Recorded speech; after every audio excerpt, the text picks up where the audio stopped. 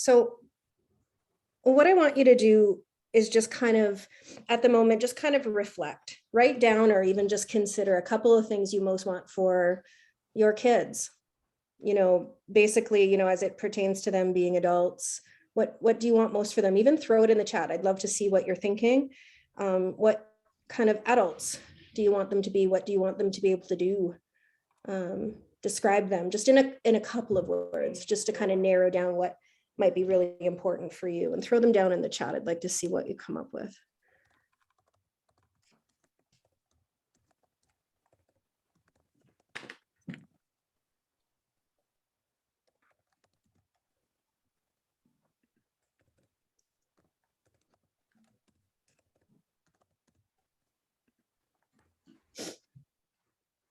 Live by values. Love it.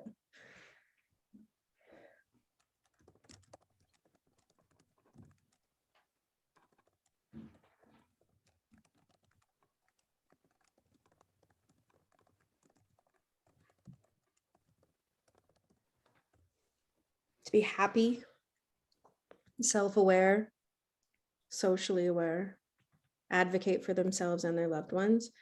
Yeah, these are really common ones, right? To be happy, to be confident, to speak up, to compare themselves less and see their own worth.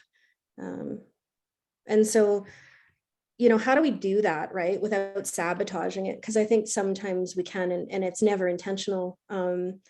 So really what I want, I in no way want you to hear tonight that, those little, kind of like a little trigger warning.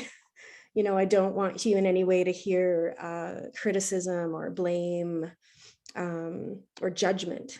Really, just notice when some of the things we talk about tonight, and you might notice, oh my gosh, I'm doing that. And, am I kind of getting it wrong? And have I kind of disabled them, so to speak, in this way? And I don't want you to think that at all. When it comes to the parenting report card here, I want to teach how to get the right Fs.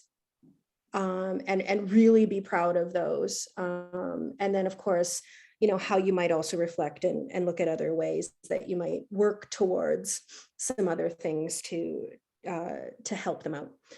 So whenever you get that little trigger, just kind of write it down. And what was the part that you're like, ooh, and I think that's really valuable to notice those moments. And so just write them down. We can always talk about them a little bit later. Can you flip that slide, Terry?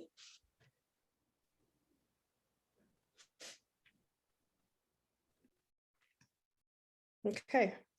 So before I really get into the common mistakes and tips on how to respond, I think we should all come to a place of understanding anxiety to a certain extent. It's a big topic. But here's some of the things that I've recognized. And it really, at the top of this page, it's really about how the body speaks as it relates to anxiety. You might notice at home all those somatic complaints, my tummy hurts, or I have headaches, or I just don't feel well, right? And a lot of these will go down before bed or in the morning, and then they quickly disappear. When that threat is not something that they have to face or encounter anymore. So the body really does speak. They're not lying. It really is very much a physiological response, right? And it's normal. And basically, what I look at here is there's this little equation. And so the top of that equation is there's this overestimation of X, right? And that X is, something bad's going to happen, and it's going to be bad. It's going to be really, really bad. So they really catastrophize this piece. And the underestimation, Terry, if you could just hit the next, is this, something bad is really going to happen. It's going to be really bad, and I won't be able to handle it. Right. And so ultimately, I really like that equation, because it really, really helps me as I work with people in what do I want to focus on, right? We can focus on the top part of the equation and maybe try to work on our thoughts and the way that we think and what's kind of getting in the way. But ultimately, I think it's the bottom part of this equation that I like to work on the most, and that is to build capacity, regardless of kind of what we think about, because I don't necessarily think that thought is truth.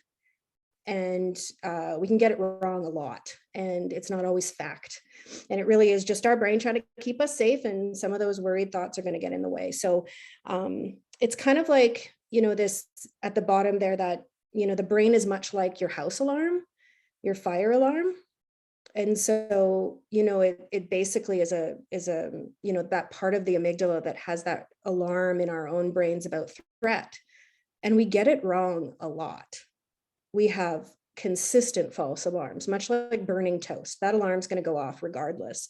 And, our response when it's a false alarm needs to be very, very different. We assess the situation. We're like, okay, false response, let's move on. Whereas we're going to act very, very differently when it's a true, kind of a true danger. But that part of the brain is really a very, very healthy part of the brain, responding to keeping us alive. It's just unfortunate that kind of gets in the way, and we have tons of false alarms. It's no longer kind of that tiger chasing us or whatnot. It's more so that test that we're sitting in front of, and those like kind of modern kind of threats to us that are becoming the problem for our kiddos, right? And their performance, or even just the fear of rejection and things like that, or they're kind of getting in the way. So I don't want you in any way to think that anxiety is not healthy. Anxiety is absolutely a very healthy thing to experience. And it's a great communicator. And it actually, when we look at the research, it actually helps our performance. So to a certain extent, we need a certain dose to very much help our performance. And then when it gets a little too big, then it's of course going to hinder our performance. And so when we look at healthy versus unhealthy, when I think of healthy, the reaction is proportional. It kind of seems to make sense based on what the threat is. And the unhealthy response is it absolutely undermines functioning. It's not helping in any way. It's not driving, it's not motivating us to do important things in our world. It really is hindering us. So and it's a very unproportional response. When you're looking at your teen, you're like, whoa, okay, like the response or the reaction is so large, and it sometimes can be hard to understand. And so that's the unhealthy stuff that I'm talking about. When we look at the lid, I love to look at it this way, where anxiety also, if you consider it to be like a jar, and the lid of that jar is the anxiety, and what's contained in it is a whole bunch of really uncomfortable feelings, right? So we sometimes like to label feelings as good and bad, but in our world at the clinic, we don't like to separate them that way. We know that some feel good, like I think I can totally hang with excitement and joy and contentment and happiness. I can hang with those all day long. But we're less likely to face like rejection or fear or embarrassment in the same kind of way. So rather than face those and hang with those, we tend to avoid them. And the more that we avoid these situations, the more that the anxiety builds. Okay, so and if anxiety is kind of left unmanaged, what we see in our clinic is a lot of negative coping strategies, right? So we see a lot of, or we can see some disordered eating, or we can see some self-harm. And we can also see some gaming addictions, or being on social media, like kind of just like this device overuse that we can see. And a lot of times, if it's left untreated for much too long, it can really kind of transform into a sadness. And so we really will kind of want to nip it in the bud and get to a place of them facing it a little bit more. And what I notice as an educator, when I'm not in my private practice, I still work in a school system, and I just find that kind of that hallmark sign of problematic anxiety is school avoidance, because school is kind of their job, so to speak, and we measure functioning based on people and how they do their job. And so as a student, facing school for some of them, just the fact, just the mere thing of walking into a building is tough. And then you get, that the issues of walking into that building when they have conflict with a friend or something's going on in their tribe, or they have a test to face or a presentation that day. And so, in addition to those kiddos who walking in have a problem, like those are those big event days that could be really problematic. And once they start to see that avoidance actually helps to feel more comfortable, this is where anxiety becomes very, very problematic. And what are the things that kind of maintain it? Terry, if you can flip. Oh, sorry. Before I do that, I forgot about that one. Okay. Yeah, thank you. So the equation, when I look at the top of the equation and thinking about thinking, right? So we can get them to think of their big catastrophes. And, it works to a certain degree to try to change thinking. But what I've noticed, and I think many of our people in our clinics have noticed, is that it only goes so far to work with thinking. And just imagine yourself overwhelmed and someone goes, hey, you're catastrophizing, like it's not something that's really going to be helpful and actually can hinder us even further. So what I like to focus on is really, really building that capacity and that trust in themselves, kind of proving to both themselves and their brains that they can do it. Because the more they're experiencing those experiences of getting wins, despite how difficult it is, their brain's going to rewire in a little way as it relates to, oh, this happened last time. This is kind of what's normal to experience. And I'm just really, really able to do this despite kind of really feeling yucky. So we really want to make sure that, we emphasize and not disregard the way they're thinking, but really not, going, like really getting into their ability to cope, right? And really understanding anxiety so that they know that it's kind of normal and what to expect kind of makes it a little bit more helpful for them. So I love this next slide. If you can do the next slide, Terry. I love this idea of the invisible fence. I learned this through a training that I did. And here's the thing, those remote collars that dogs have when they're in the country and they don't have a fence and their owner kind of wants to contain them to a particular perimeter. So basically they choose this perimeter, and when the dog gets close to that perimeter, there's a bit of a warning like, ooh, don't continue. And if you continue, then you get that big zap, right? And it's trying to really get that dog to remain within the confines of that space. But here's the thing, if any of you have dogs out there, and I know my dog, they want to experience a big and meaningful life. And what's on the other side of that fence is exciting and not necessarily fearful. And so what I like to teach the kiddos and the teens that I'm working with is, let's jump that invisible fence, right? And what we do is, when we do that, because when you're within the invisible fence, your experience to anxiety is pretty neutral. It's comfortable. That place. Everything's predictable. All your comforts are there. You know exactly what to expect. But on the other side of it, it's very different. And this is the problem, is that we get really rigid thinking where, no, I can't go over there until I really know what's over there, and whether once I get over there, I can handle it, and whether I'll be able to do it. So what we want to do is get them first to consider what's on the other side. I think living a very value-driven life means we create meaning for what's on the other side. And I want to handle this amount of discomfort because I know what I can get on that other side. So I want everybody to have a big life. And in order to have a big life, you got to do things scared. You got to do things with the potential of needing to manage some pretty uncomfortable feelings. And for those socially anxious kiddos out there, in order to build a tribe, in order to create really good relationships, despite the fear of rejection and embarrassment and all the rest, is that we have to really go and jump this invisible fence. Terry, if you can flip. Okay, so this is not by all means all the mistakes. And remember, trigger warning, right? So whenever you're considering, oh my gosh, I'm doing that, This is a place of learning and no judgment here. I want you guys to have some self-compassion for yourselves. And the idea is we want to just notice and identify and see where we can make some changes. So we know that what maintains anxiety is to continue not facing the thing.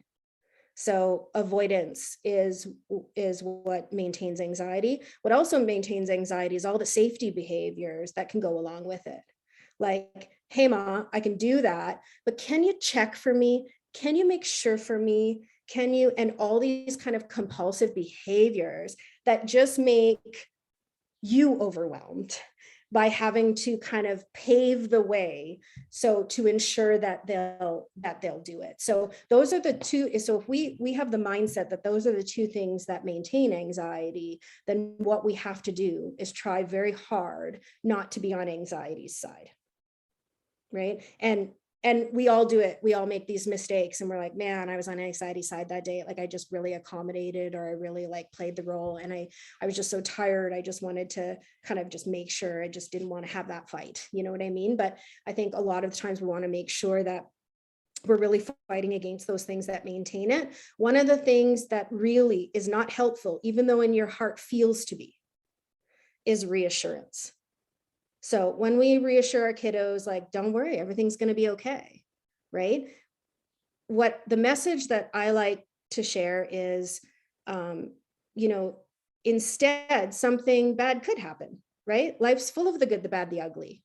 Something bad can happen. And I think they'd be pretty upset with us if we send them out in the world without an understanding that, hey, like, life's not always so certain, right? And here's the thing, maybe, instead, we instead say kind of, something bad might happen, or I'm not quite sure. I'm not quite sure what could happen today. But I think you've got it, right? Despite, whatever, this might be hard and you're strong, right? And kind of put the balance between what's uncomfortable and their coping skill together, or their capacity together is really, really good.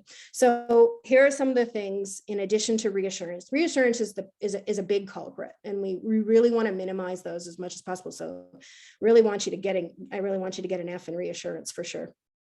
When it comes to our own anxiety, and these guys absorb, they are sponges, they learn from us. They also absorb it, so they kind of start to feel it themselves, especially those really sensitive kiddos out there that can walk into a room and just really feel someone else and carry that. We really need to be careful to manage our own anxiety and kind of our own thinking errors. And so if any of you have looked at cognitive distortions, one of the ones that I kind of think is pretty cool for parents to know is futurizing. So we call it futurizing. We're kind of like looking at what's happening now and magnifying it into something that's going to be really problematic and something that dictates what's going to happen in the future.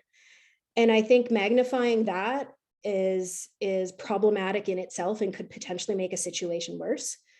And so we really want to really consider our own lens. And I know, parenting is a super big job. So in addition to that, you don't want to minimize what's a legit issue as well. So it's a really fine balance between knowing what kind of is normal and typical and making sure that we're seeing it as it is. And then also to not kind of bury our heads in the sand as it relates to some pretty concerning things that aren't very typical at all. And I think in the teenage years, sometimes we can do both of those things, right? We could magnify and minimize all the time as it relates to concerning versus typical behaviors. So I really want you to do your own work and get a place where you kind of understand your own anxiety and ways to find your own steadiness, especially as it relates to those parenting moments where we're also going to ask you not to avoid them. Right? So those moments where we really want to have those hard conversations, but we're like, ugh, that's going to cause a meltdown. I'm just not wanting to go there. And I think that parental avoidance can get pretty problematic as well. And I know there are times where you just don't feel like, you're feeling saturated yourself, maybe flooded sometimes yourself. And it's really hard to have those hard conversations or to do it. But I think it's okay to table it and to kind of note it and be like, let's look at that later.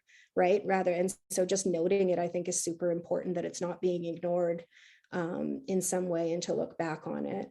When we accommodate, it's anytime you're serving avoidance or safety behaviors. So, right, you're gonna make sure they always feel comfortable, right? So, okay, you're going to that sleepover or whatnot, or, that test is tomorrow. Let's figure out where they're going to be writing it, how, like, let's figure out certain things about what's going to be on it, as someone who works in a school, we do accommodate, right? But there's times in the school system we can also be on anxiety side and kind of enable and kind of not really necessarily support that anxiety either. So, we do this as well in the teaching profession quite often. And when we focus on, at the bottom there, when we focus on outcomes versus process, what I mean by that is an outcome is a grade. An outcome, we often kind of praise those, like when they're doing really, really well, when they get that great grade, we praise that. And I think we're really missing the point here, where we need to start praising effort. We need to, because I think sometimes it really makes for kiddos and their performance to be more difficult when they know that they get praise when they've done something really well, versus when they're like, man, I saw how much you struggled with that. You showed up, you kept going. And you've learned from this. You've made mistakes, but mistakes are all about learning. And I think sometimes when we focus on the process over the outcome, that kid is going to try harder and harder and harder and push through some of those comforts. So I think as we look at a whole, these are some of the things that will maintain anxiety from a parenting or a coaching or a counseling perspective, the adults working with these kiddos. So, kind of just take note of which one you think might be getting in the way for you, which thing that you might look at, focusing on in the near future. And I have a lot of material that I can help you with. Is it, some resources that are really helpful in all of these ways to kind of delve into that. If you can flip it, Terry. Okay, so co-regulation. So basically, it would be awesome if, like, calm down and there's nothing to be afraid of worked.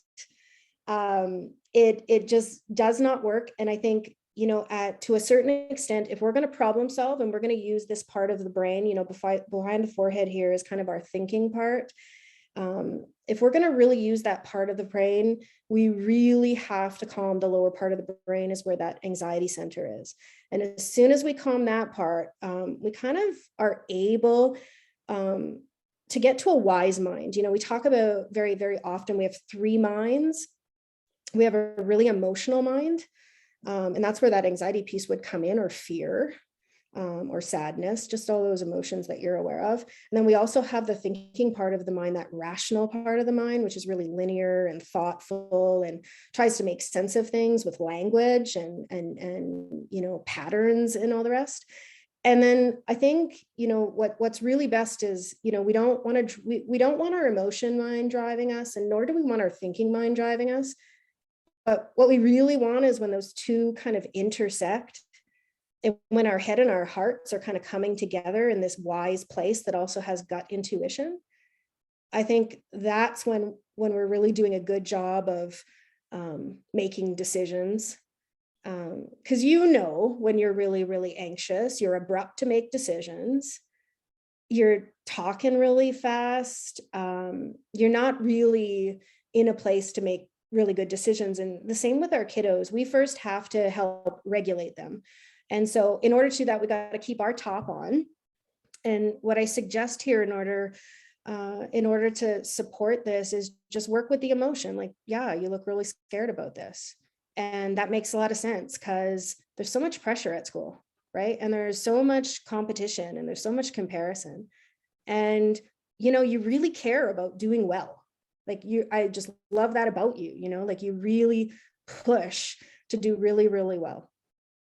And so I think oftentimes if you can connect why they feel that way and they know you get it and it makes a lot of sense as to why that emotion feels so big, then if you need to go into problem solving, then go ahead and do that. Oftentimes I find it's sweet when the pure co-regulation leads to your kiddo saying it themselves and going like, yeah, like, I think I'm just going to go prepare as much as I can and get some good sleep tonight. And you're like, sweet. Like, it hit the spot. You don't even have to go into planning. There will, of course, be times where you're going to want to do that. You're going to want to go into some planning with them, but you're not going to be able to do that until you regulate the emotion first. If anything, it'll just get louder and louder and bigger and bigger. And then we've lost our opportunities to influence. And I think if we really want to influence, that co-regulation piece is beyond important. And I think you can relate it to yourself as well. That, when you go to sit and talk with someone and you're worried about something, you don't always want the advice and the solving and the fixing, and if you do, you know who to go to for those things. And I think our nurturers out there, which I don't know how many moms are listening, but very often moms can be first responders, and that nurturing piece can be really, really important. And then we can get into what to do next. And so the next one here, that skills don't work. I get this with my clients all the time, and I agree with them. And they're like, Mel, I tried that thing you taught me, and it didn't work. Like it, and I agree with them. It doesn't necessarily work in the moment. Right? So the whole point about skill building is that it must be done within our window of tolerance, and it must be done in a place where we're calmer. So a daily practice of, so for example, breath work, right? And they're like, ugh, breath work, and we know through the research that breath work does work. And that biologically we have a pathway from the lungs to the amygdala, a straight pathway from the lungs to the amygdala. And if our bodies are built that way, then we know it's there for a reason. The only problem is that unless we have practiced a particular way of breathing when we feel calm, we can't access it when we're feeling overwhelmed or dysregulated. So I want you guys out there to know that all the skills out there that we teach our teens and our kids have to be done in, and practiced long before they're going to need it. And so it's really, really important that they know that and that you practice it together. And then in terms of what ifs, we know that what ifs are a huge thing as it relates to anxiety, because anxiety is rigid and inflexible, and it yearns for predictability in order to face it. And life's just full of unpredictability and just the unknowns. And so what I do with what ifs, because if you ask an anxious person to give you all their what ifs, they can give you many, many what ifs. The problem is not the question. The problem is that we don't answer it. So I think oftentimes when you're looking at what ifs, and then you go, okay, we're trying to make something that is unpleasant and unmanageable, unpleasant but manageable. So we're not taking the whole unpleasant part out, because that could very well happen. Remember, we're not reassuring. But we want to make it so that it becomes just a bit more manageable. So what if that happens? What's your plan? Right. And I love that question for teenagers, because we're trying to build some resilience here. And if we want happy, confident, speak out kids, then they really need to develop it on their own with our guidance and our coaching, of course. But sometimes they want that independence and they want to empower themselves. And so you go, okay, like, I know you're smart. You go and find the information, and you've probably talked to many people. Like, what's your plan? Should that occur? So answer the what ifs, because it's really calming for the brain, because the brain just wants to keep you safe. So if it thinks it's under threat and you don't have a plan, this is where the looping of the brain occurs. So that looping is that rumination. The looping is the overthinking. And we all do it. And one of the things that I find so helpful for rumination is to answer your what if and plan for that horrible thing, should it occur. Or what we can also do is thought dump. And that is just kind of throwing down everything that's in the head on paper. Because what happens in the brain with looping is it feels bigger and than it really truly is. And as soon as we throw it down on paper, we're like, oh, like, I'm done. That's it. And we look down, or maybe we have more, and we kind of close that book. Of all the worries that we've put down in it, we kind of put it aside, because we can't just fix everything, and we want to be able to contain. So I've got all these things that I'm worried about, but we can't fix them all. And some of them are just uncertain and just don't have answers to, or can't be fixed. So we keep them in our book and we close them off, and we live our big value-driven lives. And, but we have this practice of acknowledging them and just having this practice of like containing them and putting them aside. So there's a lot of techniques that we teach, and these are things that you can find online and in books as well. You certainly don't need a psychologist to teach some really valuable techniques to kids about how to do these kind of things. Then we have, of course, the tolerating uncertainty. And, as we relate to coming out of this pandemic or whatnot, the uncertainty piece has been a thing that we've been, battling and tackling in sessions, so very much. And it really is all about sitting with it, with the uncertainty. So when we go back to the idea of the jar and the lid, and anxiety being the lid that contains uncomfortable feelings, uncertainty's in there, very much so. And people don't generally, want to sit with that particular emotion. It's not so comfortable. And I think what we need to tell our kids sometimes is like, wow, like, I don't know what's going to happen. Right. Or, with some things we can truly never know. We'll never truly know. Or I know you can handle it, even if it becomes super unpleasant. Right. Or again, that what's your plan thing as it relates to this kind of thing. So there's a lot of things that we can do to respond.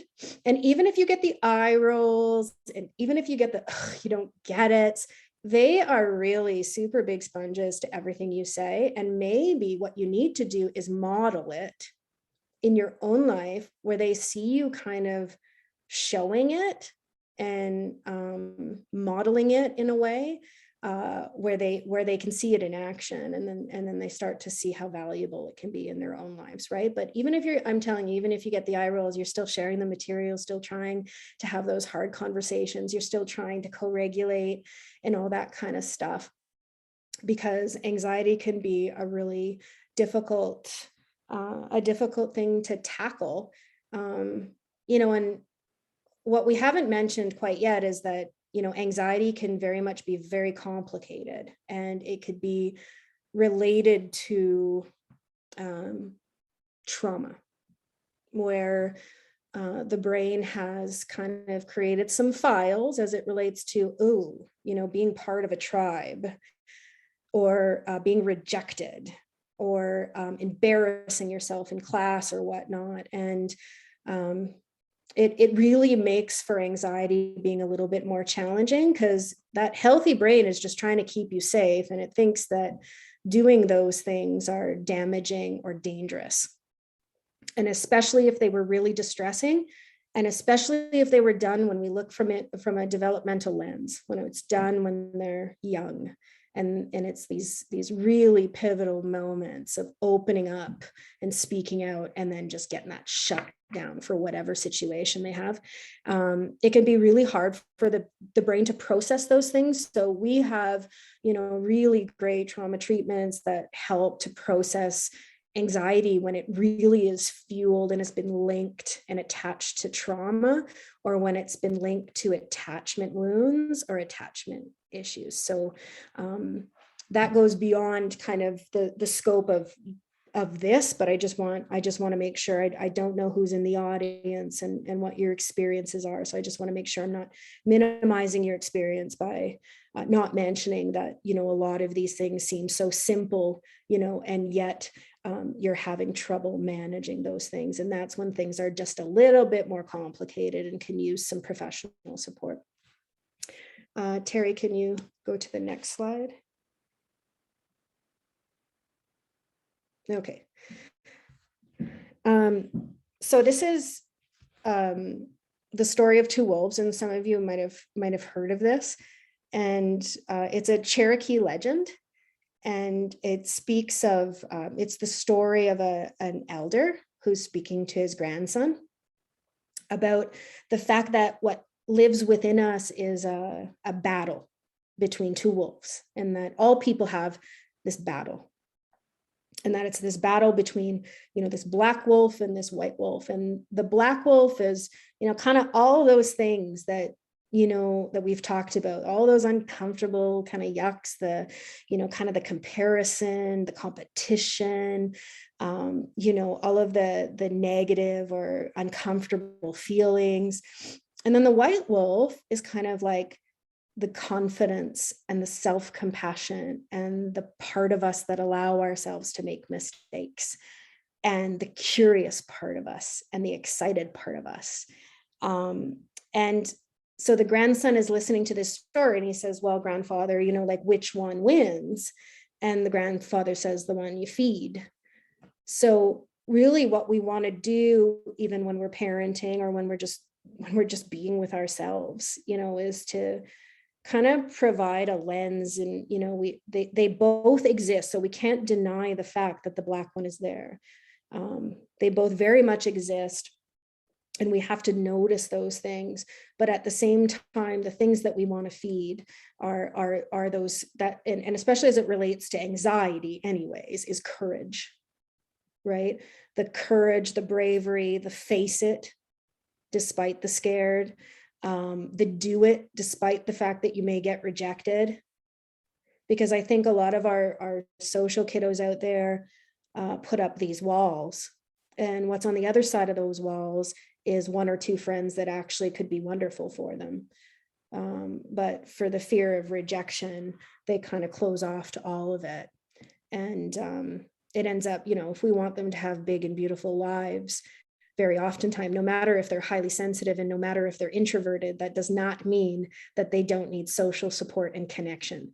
And so we want them to be able to do it in a way that feels good for them. So, those introverts may not need that big tribe, they just need the small tribe, and they actually need to delve into those relationships in deeper ways, where they get to know each other much differently and support each other in different ways. So I just want to make sure that as it relates, you can even look at this slide and you can even show that it could very much be, the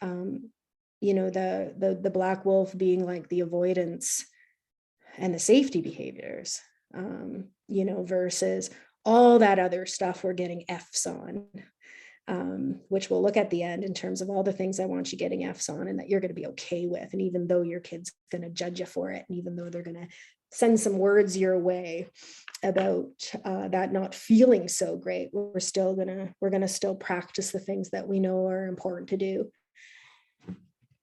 Okay. Okay. So this feels good. So fortunately, over-parenting doesn't work. And so, I totally get why, we want to be kangaroos, and how we can sometimes be little, really, really protective, and sometimes we want to just pave the way to make sure that the experience for them is a good one. But if we truly want resilient kids, we can't do that, because resilient people are not resilient because they haven't experienced anything. Resilient people are the ones who have very much experienced something and had to get up and work towards building that compassion for themselves and doing something again and again. And so what we like to think of is like for the parent to be more like a lighthouse and a guiding light, so to speak. So you want to be, you want to have unconditional love. Clearly shine light on risk, and let them kind of just fail and flail and fall and feel and let them do, kind of all those things. And it makes sense why you would want them not to struggle, right? But sometimes I hate to say it, but we got to get out of people's way sometimes, right? And I think if people are building resilience, then their journey is really important to be a little messy.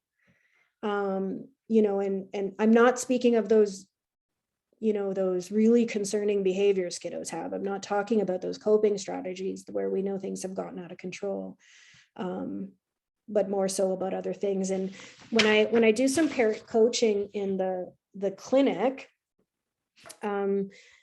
a question or a reflection that often helps parents is like, okay, well, how would you do this right now if you weren't so scared about, because oftentimes if we go back to that idea of futurizing, if you weren't so kind of zoomed in on this is so bad, right? And kind of like zooming out a little bit, could that mindset change be a little bit more supportive to both of you, child and parent, right? Like the whole system, really, so to speak, in that sense. So I really like an author. Her name is Jessica Lahey. She's been very helpful for me, particularly in my school perspective, but she talks about the gift of failure. And she said, let your kids lean and learn and grow through the mess of their mistakes. But here's the problem is like, how do we prepare ourselves psychologically to experience, kind of watching our kids screw up is kind of a tall order. So that would probably be another workshop in and of itself on how to do that part. But, the idea is, part of it is not to, expect imperfection and expect failure and see failure from the lens of learning. And don't do for them what they can learn to do or do for themselves. And I always find it kind of interesting when I say to parents, why don't you act as if your kiddo is super responsible? And the way that they respond to that, because that's kind of the way that I sit with my older teens in my sessions, is not that I think they're little adults, but I'm certainly going to speak to them in that way. And I think very oftentimes it's helpful to act as if they're responsible and capable, because you're going to pull it out of them and they're going to know that you trust them. And as long as you trust them and they're going to like make mistakes and fall, that you're expecting it all anyways, and that you are highly focusing on effort and process rather than those outcomes, then they don't build that identity as like, my parent kind of wants this, you know what I mean? And then they build this identity as like, I'm a good student, right? And so they don't necessarily take risks in their learning, because that could hinder a grade dropping or some type of fluctuation. And so what we kind of want them to do is hold themselves to really high regard always, like that this measure doesn't change. And this measure also doesn't belong on someone else's measuring scale of them, because that often happens with teens. And then on the other hand, it's like, I'm making these mistakes and I'm learning, and it's up and down, it's up and down, it's up and down. Feel good about myself, don't feel so good about myself, feel good about myself, and kind of made a mistake and did really well. So as this is kind of fluctuating, this remains, not like I did well today, this is high, I didn't do well today, this is low. And then it just keeps moving along with it. We want to teach them how to hold themselves to high regards at all times, that they matter regardless of the movement on this side. And so that's really, really important to teach them as well. So let's look at the parenting report card a little bit again. So getting the right F's. Let's get F's in kind of reassurance. Let's get F's in accommodating and avoidance and focusing on outcomes. And you might have A's in this area already, or maybe you just want to work towards better grades in this area, in terms of being gentle with yourself as a parent. It's a big job. Managing your own levels of anxiety, practicing greater self-compassion, and allowing yourself to make mistakes along the way, because I think it's a whole little system, changing with one another. And learning with one another. And I think that's important along the way, to validate each other in this way. And next slide, Terry. Here's where you go to potentially get some better grades. I think it's important to learn. I also think your gut intuition when you're feeling your best and at your best is also super valuable, because I think we've professionalized, I don't even know is that a word? Professionalized parenting. We've gotten to a place where like you either do it well or you don't. And I think there's a lot of comparison and competition in parenting as well. And then we go and we're telling you to read these books on how to do it in these certain ways. But I think what I like to do is read these things and pick and choose what works for me and my family or my experiences, and let go of the rest. And, along the way, not needing to do it so perfectly. So these books, Lisa Damour is amazing. She has an amazing podcast. It's called Ask Lisa. And I think it's a wonderful little listen to, during your commutes. They're short, they're quick, they're super valuable, insightful things. Lynn Lyon's book, and she also has a podcast called Flusterclux, and it's pretty cool too. Jessica Leahy, as I mentioned, was more about like how we kind of let go a little bit, let go of our own control so we can influence our kiddos and let them fail. Especially in middle school, that's kind of where she places a lot of her emphasis, because let's face it, middle school is a huge setup, and their executive function is not caught up to the expectations we have of them. So it's a perfect place to practice failure and feeling comfortable with it.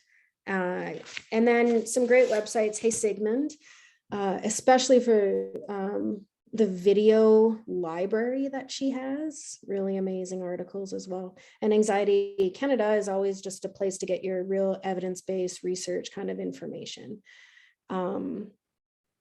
And if you'd like, I'm happy to anyone who reaches out to me. I collect, just some articles that I find really, really helpful. And as it relates to this area, I'm happy if you email me to send you off some articles that, have both helped me to kind of prepare this presentation, as well as I know when I'm doing some parent coaching and sessions that have been really helpful for parents. So just email me. That's on the next slide. If you go to the next slide, Terry. So my email's at the bottom there.